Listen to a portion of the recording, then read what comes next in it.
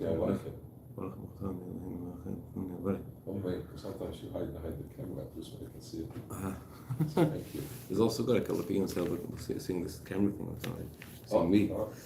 Okay.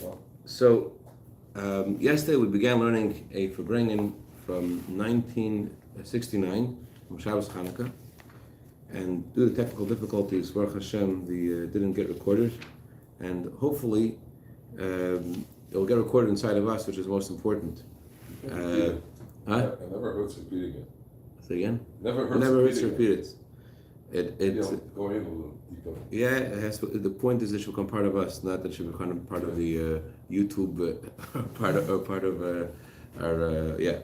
So what did we learn in the first segment of Farbrengen? They were speaking about the idea of light. That's a major component of Chanuka. Chanuka also has a mitzvah to thank Hashem and to praise Hashem. Unlike Purim, where the main mitzvah or a major mitzvah on Purim is to have a meal on Purim, Chanuka it's not officially a mitzvah, although the Rebbe emphasized that we definitely should increase in having festive occasions and festive meals on Chanuka, as there is more darkness in the exile with an increase in light. And although it's not such an obligation, it's definitely something that we should do as much as possible to increase the light. So Chanuka, the major component of Chanuka is light. And one of the characteristics of light is that light spreads everywhere, even to far places. And not only does a big light spread to far places, like the light of a torch or light of a bonfire, but even a small candle also spreads to every place. There is a difference that a lot of light brings that a little bit of light doesn't, and that is when it affects a change in a certain place. So a greater light can affect that change. Or to give light to a place where the air is dank, like a cellar, so you need to have the light of a torch. But regarding the characteristic of light spreading everywhere, even to a far place, that's also with even a tiny amount of light. A stronger light is needed because the air is dank and musty, but the idea of light spreading doesn't matter how much light you have, even a tiny bit of light spreads everywhere. But when does light spread everywhere? Only if there's something that's not blocking the light. But if there's something blocking the light, whether it's a thick cloud or a thin cloud, then the light will not be able to continue spreading. But if there's nothing that's blocking the light will continue even to a faraway place. So what does this mean in the analog? This is all the characteristics of light. What does that have to do with us spiritually? What's the meaning of a close place and a distant place? What's the meaning of something which blocks the light? So the things which are forbidden, things that Hashem tells us not to do, that are the opposite of Kedusha, that blocks the light. Things that are kosher, there are, among those things which are kosher, things which are closer to Kedusha, and things which are farther from Kedusha. For example, there are some things we do which are meant to prepare for a mitzvah. It's not the mitzvah itself. You, on the way to shul, you're not davening, not learning, you're just getting to shul. You're getting the keys. Last night, someone stopped by my house. He saw me I was doing something in the car.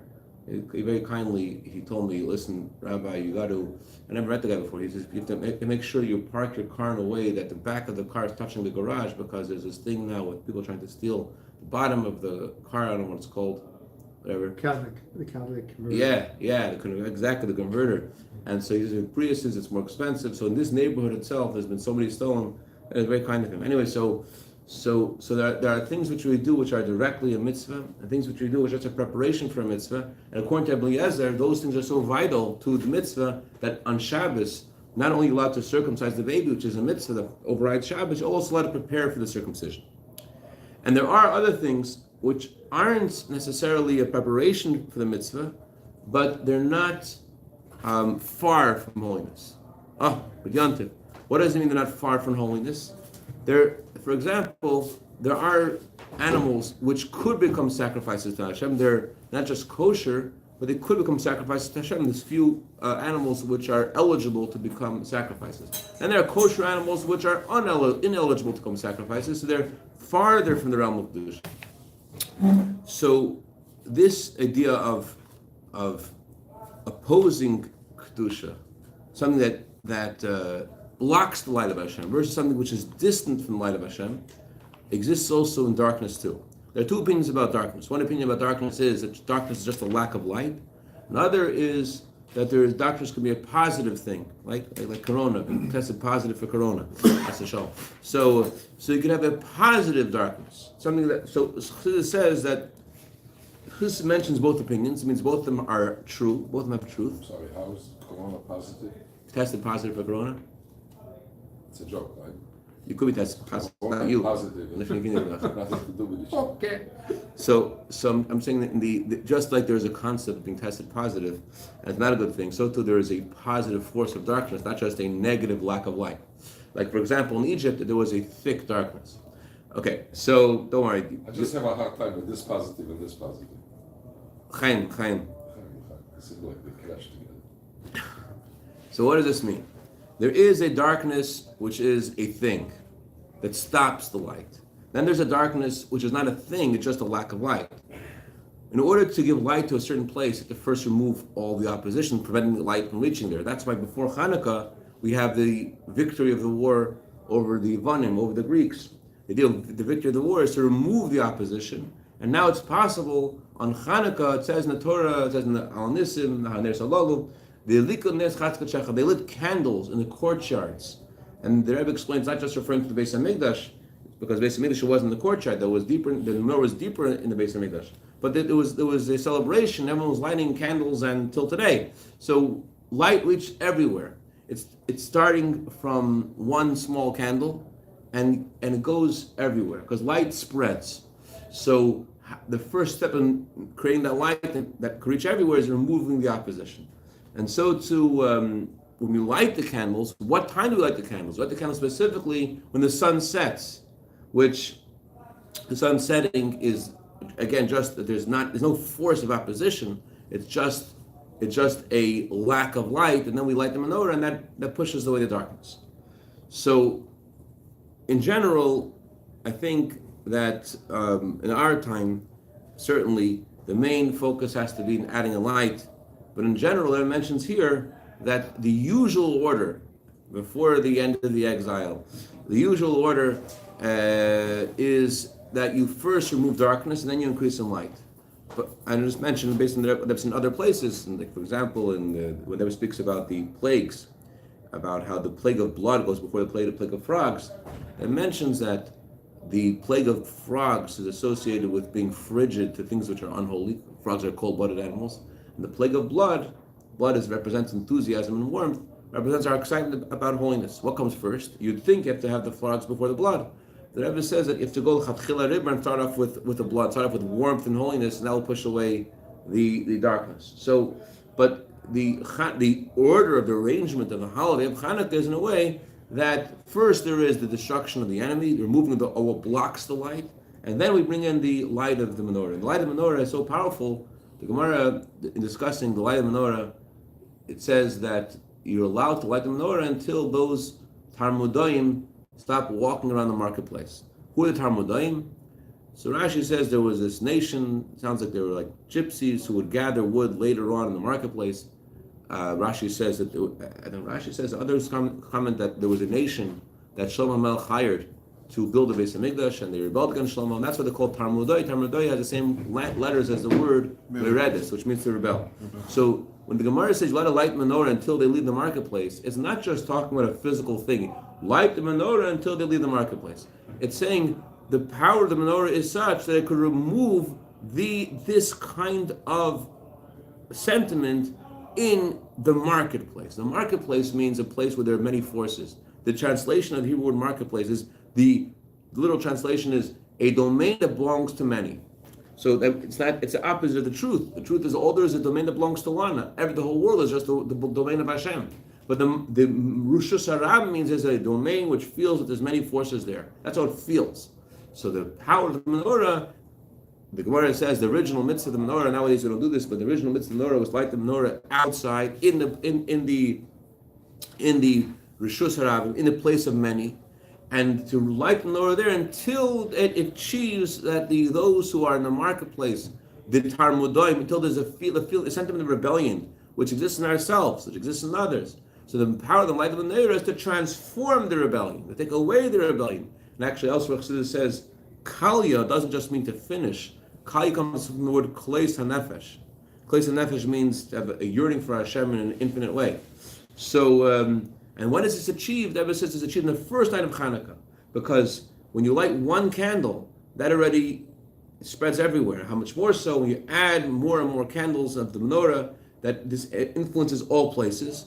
And the conclusion of the first part of this Farbrengen never emphasizes a amazing point. Why is it called Chanuka? Chanuka means inauguration. So the original inauguration of the Bais Hamikdash, of the Mishkan, Aaron felt very bad. Why did he feel very bad? Because everyone else brought sacrifices and he couldn't bring a sacrifice. He wasn't invited. So Hashem told Aaron, don't feel bad. Your portion is better than everybody else. Why is it better than everybody else? Because everyone else just brings sacrifices for a day, but you're doing the menorah, which will never stop.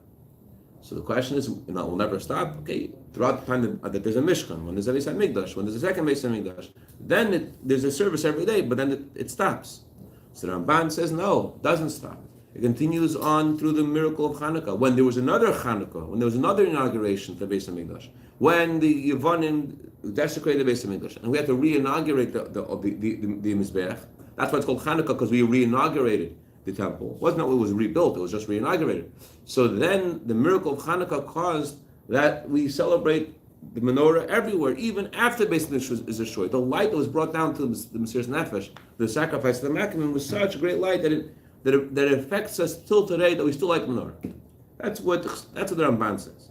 The Rebbe says something more. According to the Ramban, it's also limited. It's only in Chanuka. So Rebbe says, no, it's not just only in Chanuka. A Yid lights a menorah. It's not just that it lasts forever because you can do this every year, but right now when you light the menorah, it's also eternal forever, and not just eternal way that's above the world, but it's eternal way that it comes into time and into space, and it affects in the world this the idea of eternity. And that's the reason we have to, after we say Shema, we affirm the oneness of Hashem, we say Baruch Shem.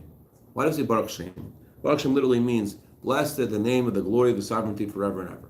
Why? What does that mean?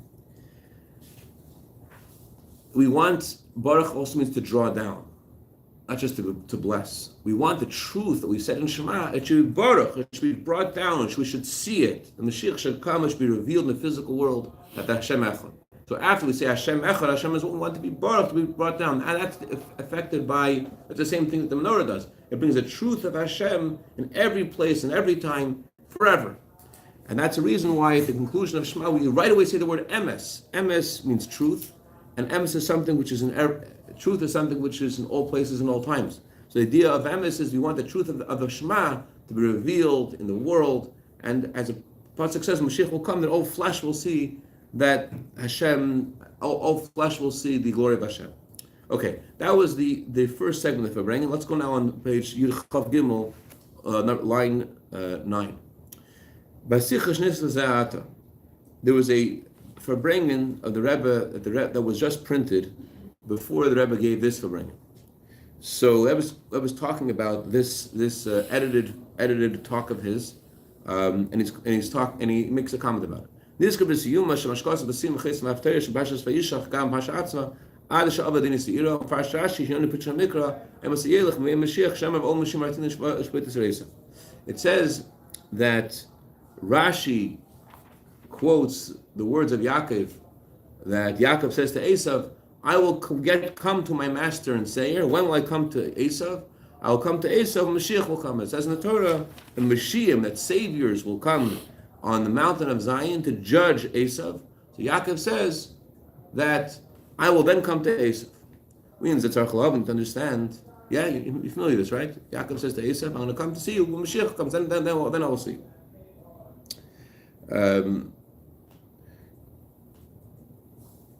That makes a comment. He says there was a mistake in the printing, and he says I can't complain about the printers. They're Talmid Chachamim, and they're such wise people. How can they make a mistake? Why can't I complain about them? Because there's halacha that if someone runs on Friday and he acts while he's running, he accidentally hits somebody, he's not obligated to pay for hurting the person that he hits because you're supposed to run on Friday. He was running when he was allowed to run. He's supposed to run. On Arab Shabbos. So too, they said they had to quickly print this before Shabbos, and because of their speed, there was a mistake. But either way, they said they should fix the mistake.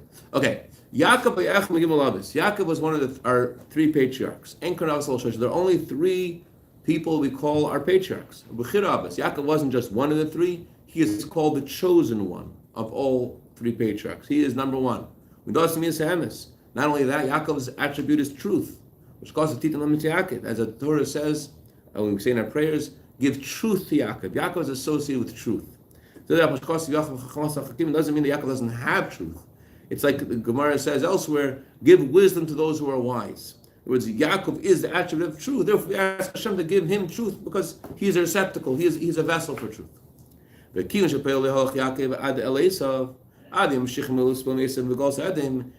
Yaakov practically never visited Esav, until today, we are still suffering in the exile of Esav, the exile of Edom. In Esav's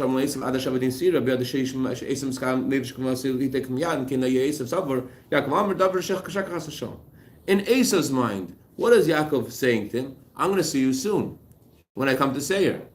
So how could Yaakov say to Esav, I will be there in Seir, and he knows that Esav doesn't understand that he's referring to the time of Mashiach. He knows that Esav doesn't it's not registering by Esav what he means. So in Esav's mind, Yaakov's lying. How could Yaakov say something which is perceived as something which is not true? The explanation is the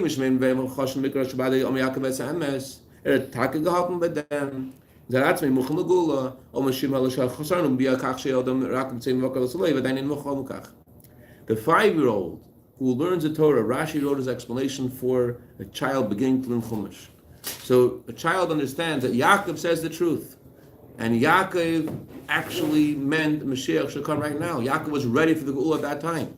The only reason that the Geula didn't come then yet was because, as Yaakov said, the children are young. The sheep is going to, if they could go too fast, is going to die. What Yaakov meant was, I'm ready for Mashiach. Just not everyone with me is ready for Mashiach. But Yaakov, he's telling Esav, I'm going to see him, Mashiach will come. Yaakov is ready for Mashiach. So it wasn't he was telling him about that Mashiach is going to come in 2022. Yaakov is saying, I'll see you soon, Mashiach comes. I'm ready. And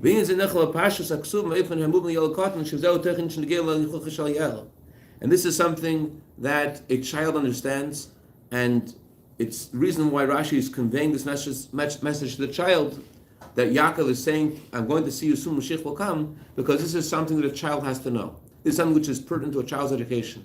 A child has to feel that he is the one that is going to bring Mashiach. That if he'll act the way he's supposed to, Mashiach will come. I can't get over this. I shared this on Shabbos. I picked up my daughter, who was 8 years old, from school on Friday. She comes in the car with the sweatshirt they're giving me out in the Bais Bezalel. Tati, I'm going to light up LA in the world. Why? Because she's going to give another Jew a menorah, and we're going to do it. Like, what are you talking about? This is going to light the whole entire world. That's the way a child's supposed to be educated. That they're supposed to feel, yes, I could light up the whole entire world. If I act the way I'm supposed to, as I tell that the Geula will come. That's why Rashi includes in his explanation of the Chumash, how Yaakov is saying this, I'll see you soon. Yaakov wasn't lying. He said, I will see you, I'm ready for Geula. If I will act the way I'm supposed to, the child is supposed to learn from Rashi, Mashiach will come. As Rambam says, a person has to look at the whole world like it's on a scale, and with one good thought, one good word, one good action, can tip the scale and bring the Geula. So therefore, Yaakov says to Esav, I will see you soon. He's not saying to him, I will see you in 2022. I'll see you in any second. Just have to do the last mitzvah, and Mashiach will come. Next page. In the Chanuka, this idea of teaching our children is very relevant to Chanuka, because Chanuka is associated with education. The word Chanuka means education. 1 second. Didn't we just say a second ago that Chanuka is about inaugurating the temple? How does that have to do with educating children? Although Chanuka is associated with inaugurating the temple, educating, so to speak, the temple. However,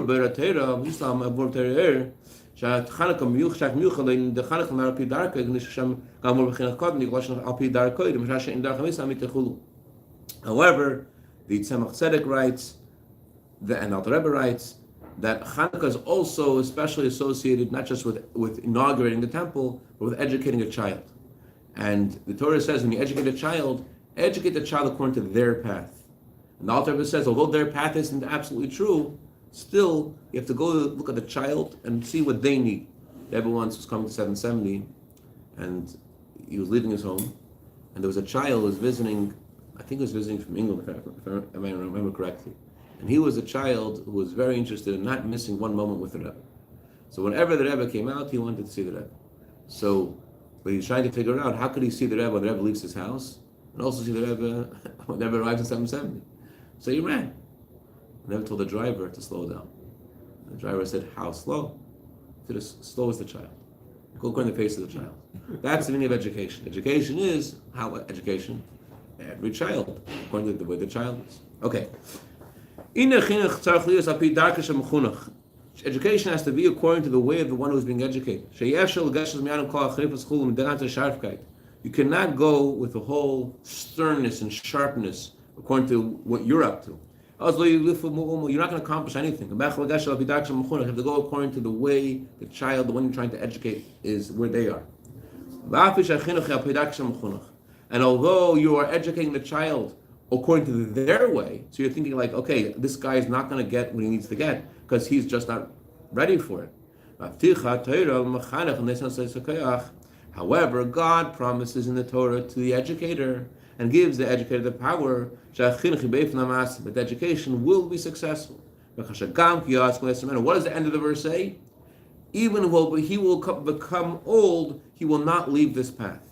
Educate the child according to their way, and then, even when they become old, they will not veer from this path. Since you're educating the child according to the Torah of truth, and truth is something that influences and inspires forever, even when the child will become 70 years old, or 80 years old, or 120 years old, and in the child's children. And the child's children and grandchildren and great-grandchildren until the end of time will all be affected positively. How? By you dumbing it down, in other words. By you giving the child according to the way they are and think, it's so little I'm giving the child. However, the Rebbe says the opposite. You're doing the truth. When you do truth is something which lasts forever. This applies to the education of boys and girls. A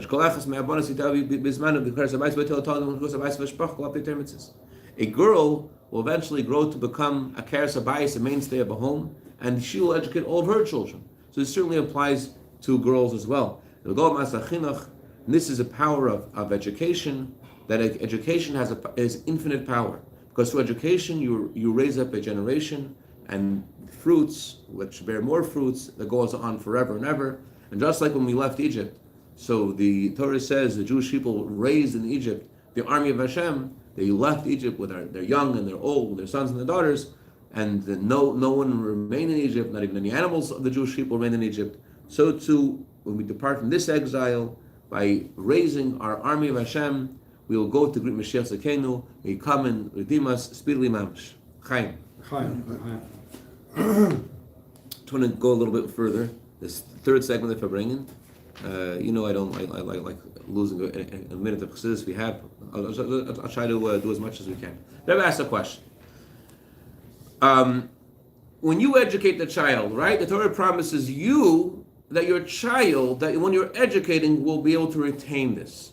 But what do you gain from this? The mitzvah. I'm sorry.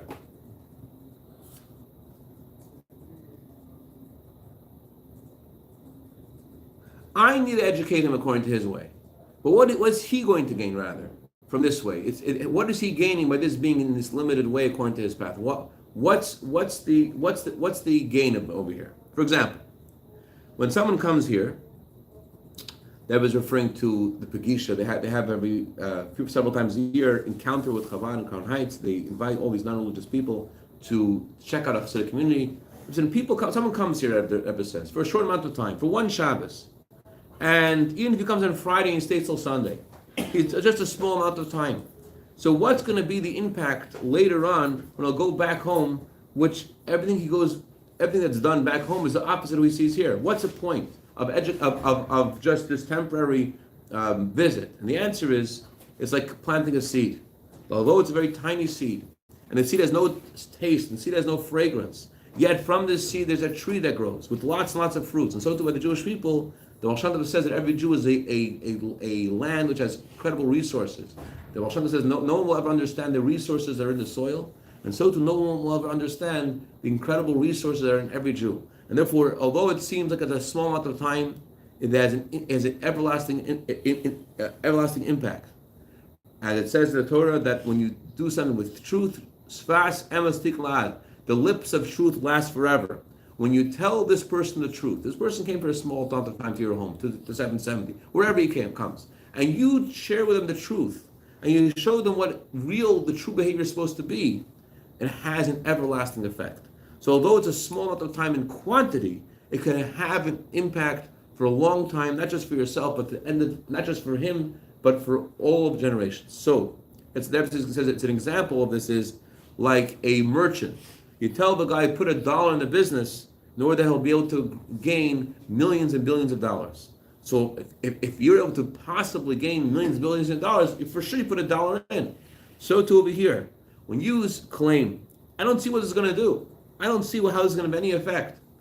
Even for a doubt, it's worthwhile. They should come here for a Shabbos, as it says, although we could stay at home, and he could have a geschmack at home. And so why should I go and try to participate in this thing and help these Jews who are visiting 770 for Shabbos? It says, when you're going to come here and to help arrange this encounter with Chabad for those Jews who are visiting, it's not in geschmack for you. It's worth, the Rebbe says, to invest in this, even though it may not be geschmack for you, and there's a new method that you're not used to, and it's not something you heard of or saw before, and on Shabbos is a general the halacha that we don't read a Torah portion. I'm not sure what Rebbe is referring to. It says you don't read on Shabbos a Torah portion that was never read before. Do you know what they're referring to? It's not Torah, no? Torah that was never read before? Could be, I have no idea. So, it's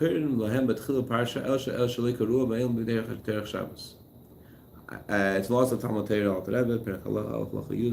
Okay, anyways, so the guy says, I'm not used to this. I'm going to go to this event, encounter with Chabad. I'm not used to it. I know what this is about. The Rebbe says that it's worth investing in this because this will have even if you're not sure it will have an impact, because it certainly will have an impact to the end of all time.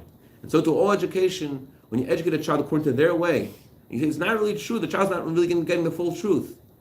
Nevertheless, although you're approaching the child with according to his way, using parables, but it has the whole emes in this education, and it may seem to not have an effect. It says that the Torah promises that this does have an everlasting effect. To be continued. Cashapp.